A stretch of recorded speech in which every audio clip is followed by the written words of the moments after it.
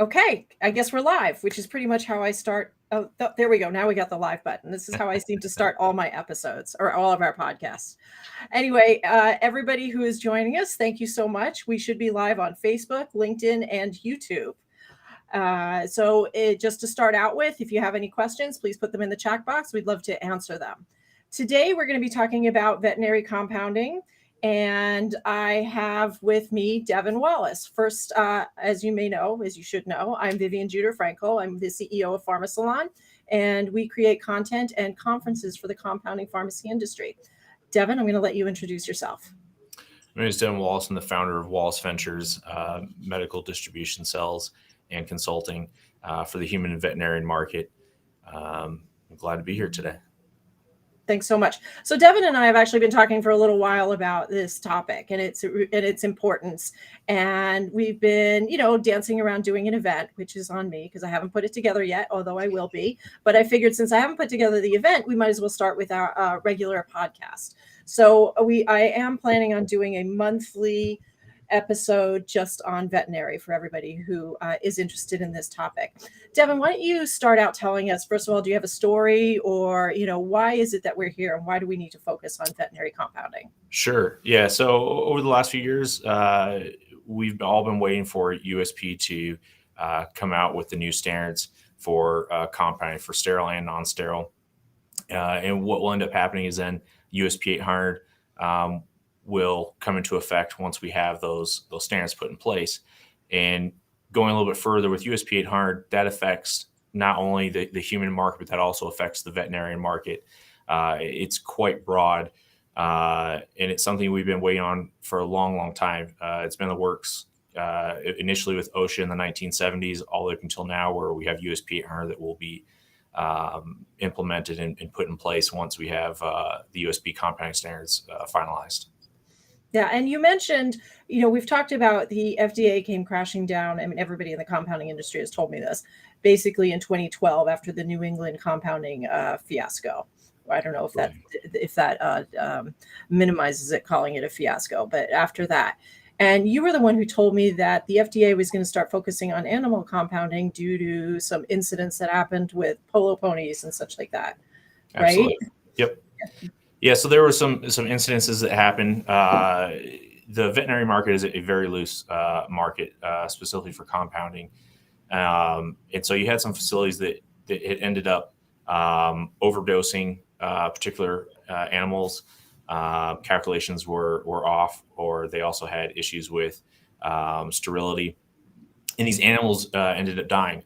And what a lot of folks don't know is a lot of these animals, these race horses, these ponies, things like that, they are worth a lot of money. So when the lawsuit started piling up, it started to bring attention to everyone to the fact that the veterinary market was kind of unregulated. And that was the FDA step of, okay, we've got to start looking into this. We got to start regulating this. It's just too loose. Yeah, I was reading about one where I guess 21 polo ponies died from one organization, one company. So yeah, down in Florida, there was an issue, and FDA came down hard, and thankfully that kind of brought more attention to the industry and the market. And now you have all these compounding pharmacies, 503As and 503Bs, who are popping up and are producing great products. But still, the FDA still has their sights on the veterinary market. Okay. Can you start out in telling us the difference between a pharmacy who compounds medications for veterinary and a veterinary hospital who compounds? Sure. Yeah. So veterinarian hospital who compounds medications for the patient, just like a regular hospital, you're going to have veterinary facilities who are going to have inpatient. They're going to have animals, dogs, cats, rats, snakes that will be at their facility that are going to be taken care of. And they have to compound medication for those patients. And those regulations are pretty loose because, like I said, the FDA and other boards have not really paid a lot of attention to the compounding facilities, the hospitals themselves. When it comes to veterinarian compounders, you have your 503A, 503Bs. 503Bs who are manufacturing bulk medication, your 503As who are your mom and pop pharmacies. They're down the street, and they may compound medication for your cat, your dog. So if a veterinarian hospital cannot compound. They don't have the facility to do it. They will send a script to your local pharmacy who will fill that medication for your pet. And so that's the major difference. The 503A, 503B are regulated by state and federal, and your veterinarian hospitals, they're regulated by the veterinarian boards and by certain associations and organizations, but it's not like it would be in the human market. Right. And we talked a little bit about this before, in that your basic 503As and 503Bs, certainly when I've talked to them, they say that they do compound their drugs to human standards. So I'm assuming that doesn't happen in the veterinary hospital. So is the FDA or the veterinary board, are they going to be focusing on animal hospitals? Yes, absolutely. So with the new USP regulations we're hoping are going to be done this year for 795, 797, and then 800, is that some of the state boards of pharmacy, when we did a survey of all the state boards and of the veterinarian boards, who was actually going to be overseeing the compliance of this, some of the state boards said, absolutely, we're going to be in there and we're going to be checking these facilities for compliance. And that was a shocker to a lot of veterinary facilities because they didn't know that. And so we've tried to let people in those particular states know, your state board of pharmacy is now going to start visiting you and they're going to start looking for compliance. The difficult part for these veterinary facilities are that they haven't been compounding to the human standard that we've been doing for so long. So in my mind, and what I've seen is it feels like they're still 10 years behind. Some are 15 years behind. And now they're having to quickly get up to the standards, and it's difficult for them. It's hard to cram that much information in a small period of time because they haven't been doing it, but they're going to have to. The veterinary boards have kind of decided they are going to let the state boards of pharmacy come in and do that, the compliance aspect of it, and make sure that everyone's to code. And then in some instances, the state boards of pharmacy just said, it's not our thing. We don't touch it. We rely on the veterinarian boards. Right. Yeah. One of the questions I have is, are veterinarians who compound required to adhere to the changes USP has proposed for compounding medications? But then what happens, like I know in USP 800, not all pharmacy boards are going to be adopting that. So what would you say is the best way to move forward for veterinary compounders? Yeah, so that's kind of the catch-22. It's a very interesting space, the veterinary market is. So veterinarian facilities are going to have to meet the USP standards. And the reason why that is because almost everyone is going to have to meet USP 800. A lot of the state boards have said, yes, we are going to go ahead and mandate that our veterinarian facilities, because it is written in USP 800, that they have to adhere to these rules. It's going to be a shocker. In USP 800, if you look at the heart of it, a lot of it is coming from OSHA. A lot of the standards and practices that we have are already in OSHA, and a lot of facilities are doing it. But when you add on the compounding aspect, where you're now having to meet our human, what would be our human standards, is kind of a shock to these facilities. And I know that's where they're having the most difficulty is it's always been kind of loose in the veterinary market, but now they're having to meet these standards that we've been doing in the human market for so long. Right. And then do you know what is the split of people who can pre-order drugs? Because a friend of mine runs a dog rescue, and she was saying that they just pre-order a lot of their drugs. So does she order them from, and I should have asked this, is it a 503B? Is that who's sending and she said she just orders the different dosages for different weights of animals. Mm-hmm. So my question is, like, what is the split of drugs that you can reorder and, ones that you have to compound? And then my other question is regarding MOUs. Are they going to affect veterinary compounders? Sure. So looking at the MOUs, that is up in the air. It's something that the FDA has tried to put in place to try to get some compliance within the states, to try to get the states on board moving forward, trying to be collective. And there's been a lot of pushback. We've seen that in the human market, and now we've seen it in the veterinary market.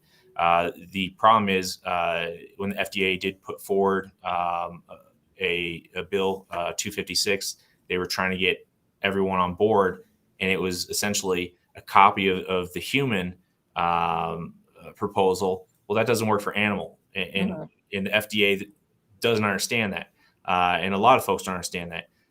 One medication given to a dog may be lethal to a cat. A medication that you're going to give of a specific dosage is not going to be the same across the board for every single species of dog. It's not going to be the same for cat, for a mouse, a chicken. People don't understand that you're dealing with animals who are going to vary in weight, and it's massive. You're talking everything, like I said, from a snake to a chicken to a whale, and you know, that's what ends up happening is you have facility like SeaWorld. They have to order medications for their animals. That dosage form is going to be completely different. And the way that medication is going to react for that specific animal is going to be completely different from every other animal that's out there. So it's weight and it's species dependent, these medications are. When it comes to ordering the medication, a lot of the 503Bs will custom make these medications for these facilities because it's very hard to find a mom and pop pharmacy who's going to compound medications for a $4 million racehorse. And they don't have that knowledge. The pharmacist doesn't understand what those animals specifically need or how the medication reacts. So that is kind of one of those weird gray areas. A lot of the 503Bs are filling that spot. A lot of the 503As are filling that. And then there are pharmacies who are veterinarian specific compounders. And they're kind of in a weird, interesting spot. They're not necessarily a 503A or a 503B, but they still try to meet those regulations. And, one of the biggest places you're going to find that is like in Lexington, Kentucky, where we have all these racehorses. They try to meet a 503A and a 503B standard, but they're not necessarily made to be regulated as those. So how do they do that? Is it they're trying to hit CGMP standards, but and they have a small, like the 503A production, level of production with trying to hit the higher standards, or how are they putting that line? So your mom and pop pharmacies, they're really great at making medications for small animal, but when you get into large animal and equine and zoo animals, you are talking about a whole different level. And of course, if you're a zoo or you own a racehorse, you're going to want the best for your animal, your patient. So they will usually go to these specialized pharmacies who compound specifically for veterinarian. And like I said, Kentucky, I think, has one of the largest number of these compounding facilities specifically for veterinarian because of the horse market. New York, Florida, Chicago, California also. But it's an interesting dynamic that these pharmacies, they're shooting for CGMP level without a doubt, because they're trying to bring in this business and try to fill a gap. Right. Okay, great. So who enforces compounding standards for veterinary or veterinary hospitals who compound? No, it is an interesting question. So OSHA, when it comes to compliance with hazardous drugs and with the personnel, state boards of pharmacy in a very small few states, if I remember correctly, we're at 5 states that actually are active in veterinary compounding pharmacies and who are regulating. Outside of that, it is the veterinarian boards or it is the organizations, AVMA, just like a animal hospital, a human hospital will try to meet certain expectations and standards and get that seal of approval. They're doing the same thing. So they are trying to meet the veterinary animal hospital standards. Right. Do you know who those 5 states are that you said the pharmacy boards are active in that? Do you remember? They off the are top of your head? constantly changing. Oh, but, really? Yeah, it's kind of a crazy thing. But North Carolina is one that the state board was going to go into pharmacies the last time we had looked. California is also an interesting one. And it's always going to be that way. You never know. I was like, California always has regulations. It's always a strange one. Washington is going to regulate USP 800. they have not said that they were going to start walking into facilities that were veterinarian. A lot of them had just said that they were looking at making the changes, at implementing them. But the problem with a lot of the state boards is that they themselves don't understand veterinarian. So you're going to see these states who do a lot of veterinarian who will possibly start having more of these state boards of pharmacy regulating. But as of right now, it's usually OSHA that's regulating for USP 800. Okay. I have one more question because we try to keep it around 15 minutes.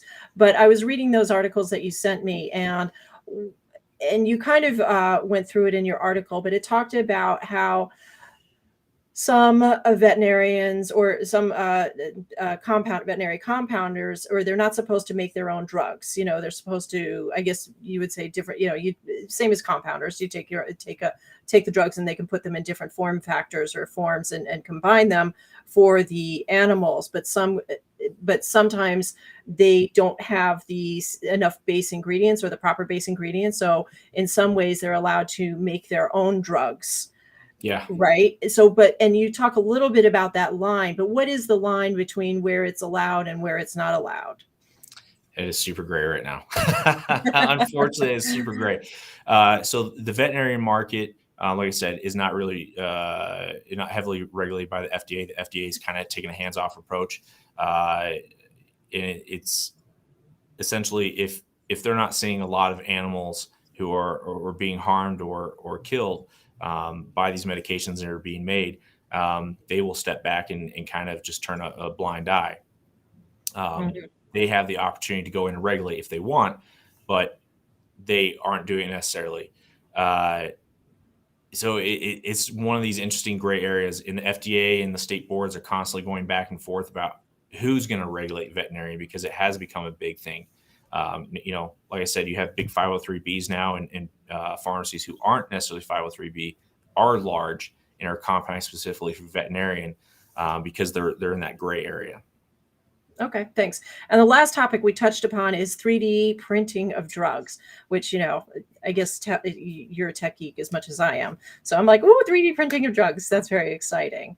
Do you want to touch upon that, and we'll wind it up? And I just want to say that Devin and I are planning to have another episode where we can talk all about 3D printing of drugs. Absolutely. Yeah. So 3D printing drugs is something that's kind of new to the industry. And the FDA started working on a regulation for this a while back. And there are some human medications that are 3D printed that are FDA approved. In Europe, they have been pushing more towards having 3D printed medications as a new technology and a way to bring medications cheaply to patients and in a fast manner. You basically, just like if anyone knows anything about 3D printing, you have a thin strip of a plastic that you mold. Well, it's the same thing that we're doing with in 3D printing with medications, is that thin film is the actual component to the drug, and you can combine multiple drugs into one tablet. Mm-hmm. So the future of a pharmacy is 3D printing. And it's an exciting field. There's not a lot out there about it. Here in the United States, there's quite a bit out there in Europe, but I know that organizations like Foreign Labs, HP, are heavily into that market. And when COVID broke out, that was actually something that the federal government came to these organizations who are making 3D printers and said, hey, this is the future. We have to be able to manufacture drugs because we can't source them from outside of our country when we have to shut down like this. Right. Interesting. Okay. Does anybody have any questions? You can put them in the chat. If not, stay tuned for our update on our 3D printing and then other episodes regarding veterinary medicine. So I guess we got no questions. Devin, thank you so much for doing this with me. As always, it's great to talk to you, and we'll talk again soon. Sounds good. See you soon. All right. Thanks. Bye. Now I just have to figure out where to do end stream.